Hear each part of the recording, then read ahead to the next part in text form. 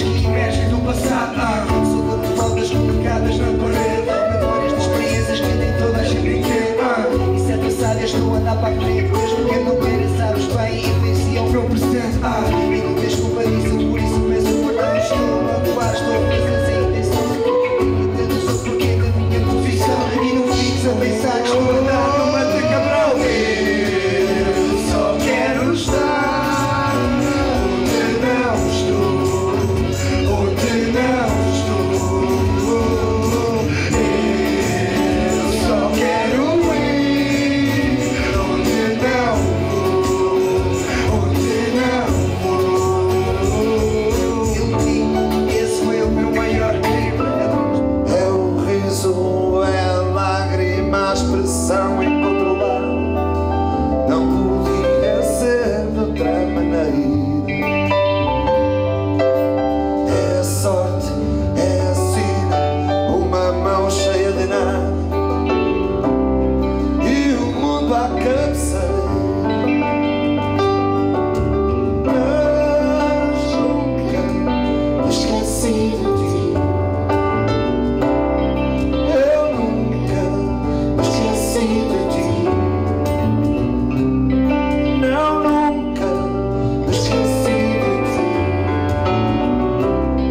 Eu nunca esqueci de ti.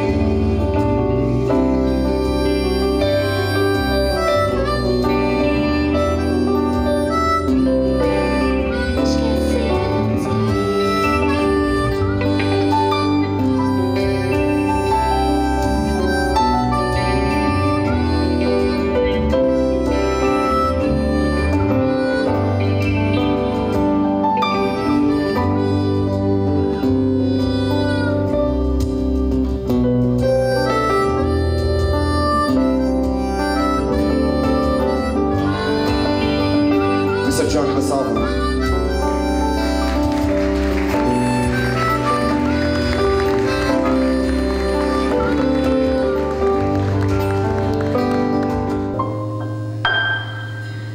Recebi o teu bilhete para ir ter algemia.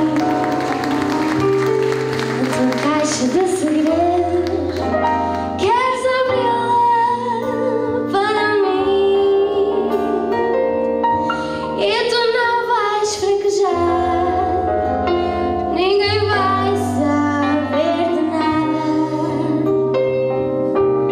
Juro, não me vou gabar, a minha boca é sagrada. De estar mesmo